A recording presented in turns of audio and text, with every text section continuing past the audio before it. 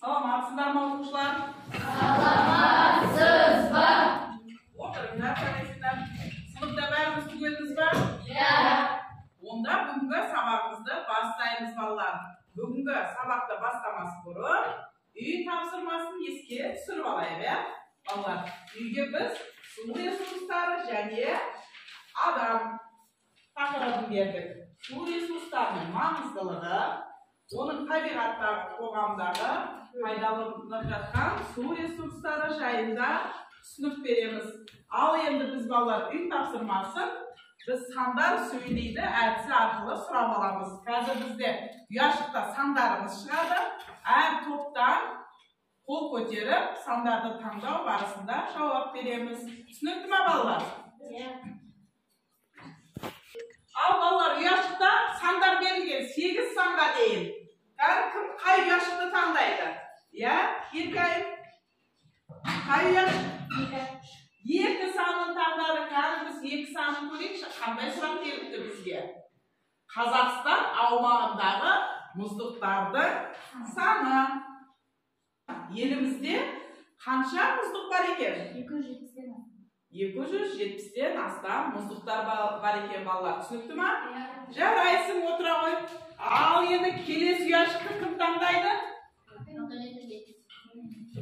Иә? 3-ші ұяшық.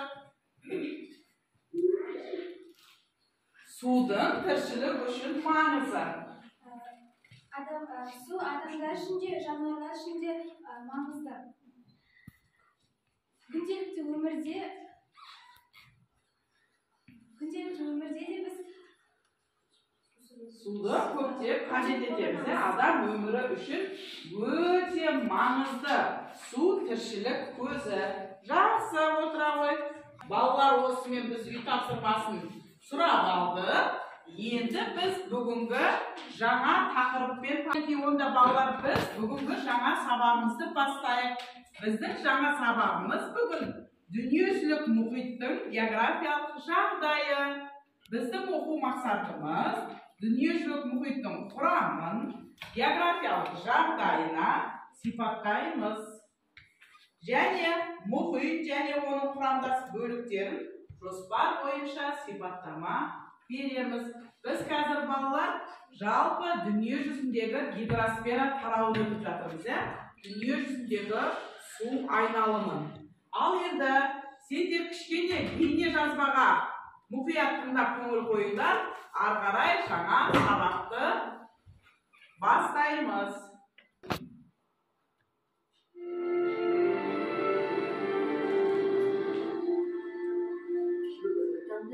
Жер бетінің 70%-ын су алып жатыр.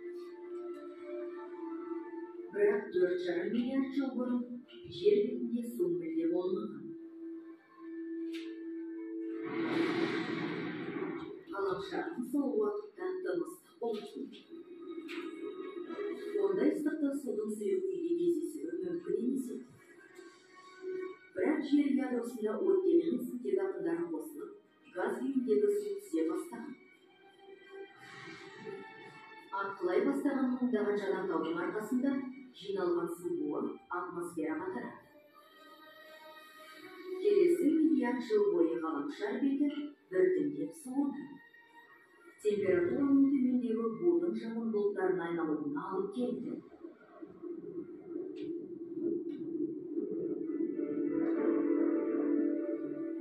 Мыңдаған жылдар бойы жауған жаңбыр ойпаттарды суға толтырып, алғаш мұхиттарды түзеді. Ғалымдардың пікірінше, жердегі судың бір жартысы осылай пайда болды. Ал екінші жартысы жерге ғарыштан келді. Мынау 2005 жылы түсірілген құйрықты жұлдыз. Ғалымдар құйрықты жұлдыз ішінде қанша су бар екенін анықтау үшін оған жасанды серікті бағыттады. Екеуінің соқтығысуы нәтижесінде ғарышқа 250 миллион литрден артық су шашырады.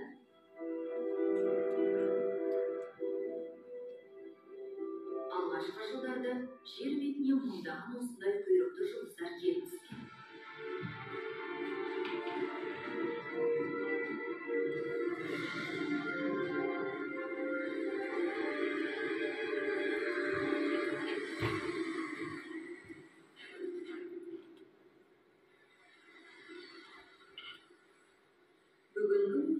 дамысын. Осыдан үшін Ал балалар бейне жазбадан нені тамашаладық біз? Мұхиттардың пайда болуы біздің заманымыздан 3,5 миллиард жыл бұрын жер бетінде сулардың пайда болуы, мұхиттардағы сулардың жиылуы. Ал енді бүгінгі тақырыбымыз дүние жүзі мұхиттар және оның құрамдас бөліктері. Дүние жүзінде балалар ірі 4 мұхит бар. Тынық мұхиты, Үнді мұхиты және Атлант мұхиты. 4-ші мұхитымыз солтүстік мұзды мұхит. Жалпы жер шарындағы 71% сулар алып жатыр. 29% құрлық алып жатыр. Сулардың 96,5% мұхит сулар алып жатыр. Мұхит суларына жаңа тынық, Атлант, Үнді, солтүстік мұзды мұхиттар жатқызамыз. Және бұның құрамдас бөліктері де мұхиттың теңіздер, бұғаздар, шығанақтар, өзен, көлдер, батпақтар, жер асты сулары және мұздықтарды жатқызамыз. Ал енді біз 4 мұхитқа сипаттама береміз. Қазір топтық жұмыс жүреді. Бәріміз мұны Тынық мұхиты, Атлант мұхиты, Үнді және солтүстік мұзды мұхиттар. Топтық жұмыста топпен бірлесе отырып, осы мұхиттарға сипаттама береміз. Бірінші оқулықтағы мәтінмен танысып шығамыз. Одан соң постер қорғаймыз. Топтық жұмыста топтың тәртібін сақтаймыз. Уақытқа бағынамыз. Мен 7 минут уақыт беремін постер қорғау үшін. Және әр топ болған соң өз жұмыстарын қорғап шығады.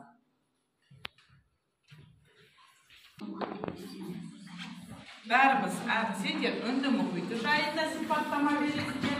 Сендер солтүстік мұзды мұхиты жайында.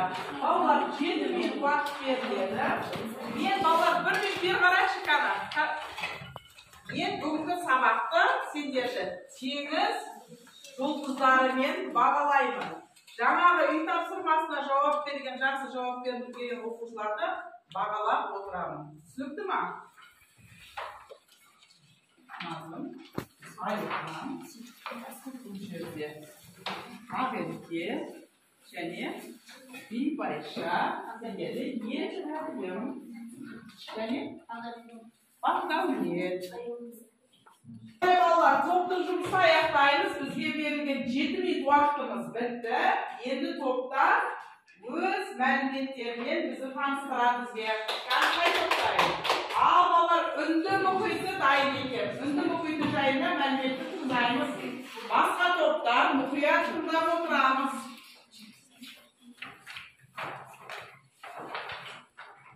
Үнді мұхиты 76,2 миллион километрге тең. Оңтүстік жанартаулардың үлкен бөлігін алып жатыр. Және де Үнді мұхиты ең жылы мұхиттарға мұхит. Орталық Үнді жотасы тереңдігі 4000-5000 метр болып жатыр. Мұхитты 2 бөлікке бөледі.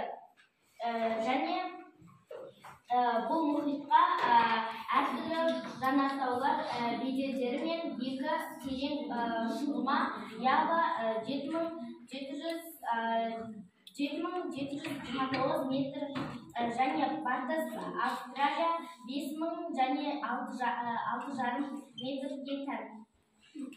Өте жақсы. Ал балалар, не себепті бұл мұхит ең жылы мұхит аталды?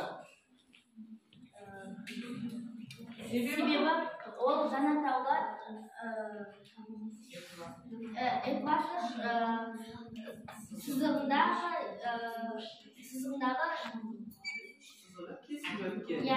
экватор сызығына байланысты ең жылы мұхит және ең кіші мұхит. Жарыс жарайсында өте орында ал біз теңіз жұлдыздарымен ағалап қоямыз. Ал балалар, енді келесі тапсырмаға көшеміз. Біз енді карта әлеміне саяхат тапсырмасына тоқталамыз. Біз мұхит жайында мәліметтер алдық.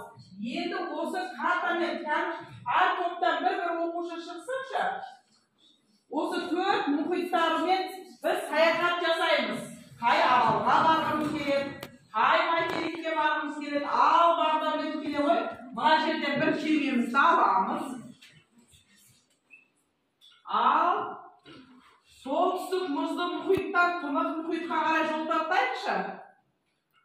Иә. Мен солтүстік мұзды мұхиттан Тынық мұхитына қарай жол тарттым. Жоқ, жаңылыстық. Бұл жерде біз адасып жатырмыз. Атлант мұхитына қарай кетіп қалып жатырмыз. Бізде Тынық мұхиты қайда?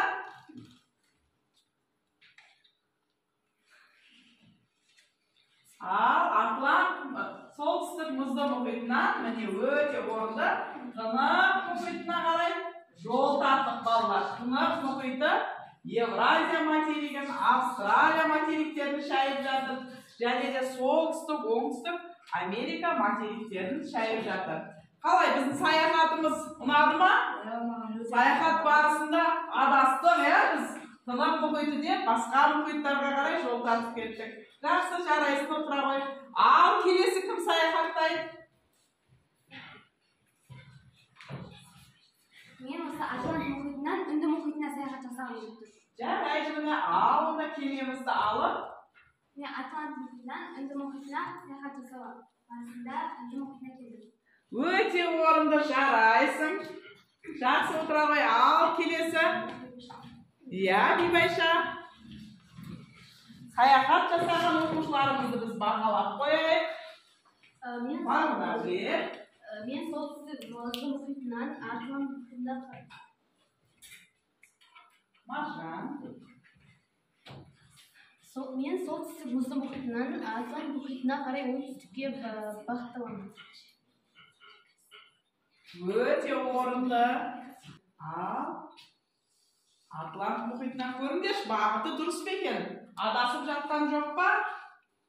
Ал Тынық мұхитына, Атлант мұхитынан жүзіп өтіп, қай материктердің арасынан өттік? Қандай мұхиттардан?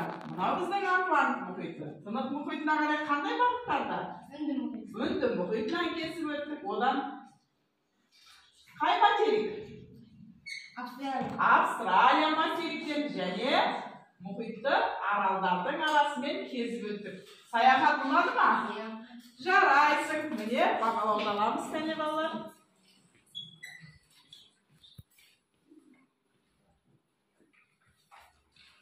Бүгінгі сабақты қорытындылау барысында мен сендерге бір сұрақ беремін. Топ бойынша осы сұраққа жауап беріп, және картадан көрсетеміз балалар. Кәне? 2 минут уақыт берем, ойласып, ақылдас. Ал Атлант мұхитына қандай тапсырма берді? Бұғаздар. Келеміз тақтаға.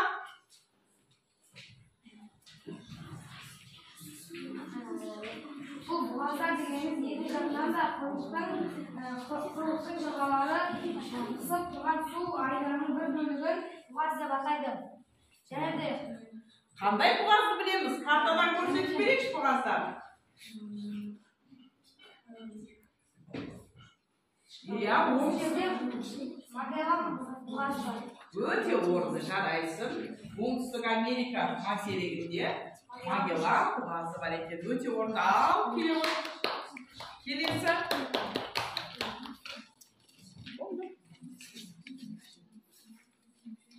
Бүгінде сыртқы теңіздердегі кез келген теңізде мұхиттардың бір бөлігі болып келеді.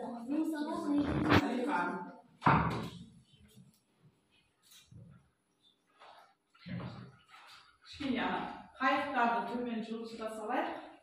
Иә. Ал енді ағырай жұмыс жасай береміз.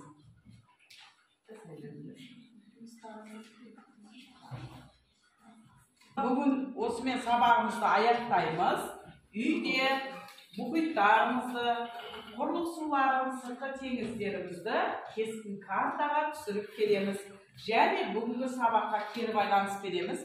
Егер сабақ ұнаса, біз TikTok әдісі арқылы лайк басамыз. Және сұрақтарымыз болса, сұрақтарымызды жазамыз және қызықты өткен сәттерін жазамыз. Түсінікті ме балалар? Мына жерден бір-бірден алып, мына ұяшықтарға саламыз өзіміздің таңдауымыз бойынша. Жылдам. Қандай мәліметтер және қосымша білгілерін береді, оны мынаған жазасыздар.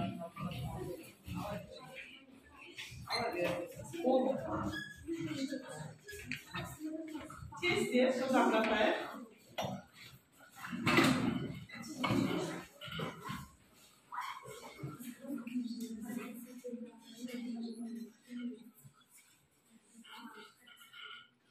Қане балалар болса, өз ұсыныстарыңызды маған ұстарым және де қызықты нелер білгіміз келеді. Сол жайында әр ұяшыққа саламыз.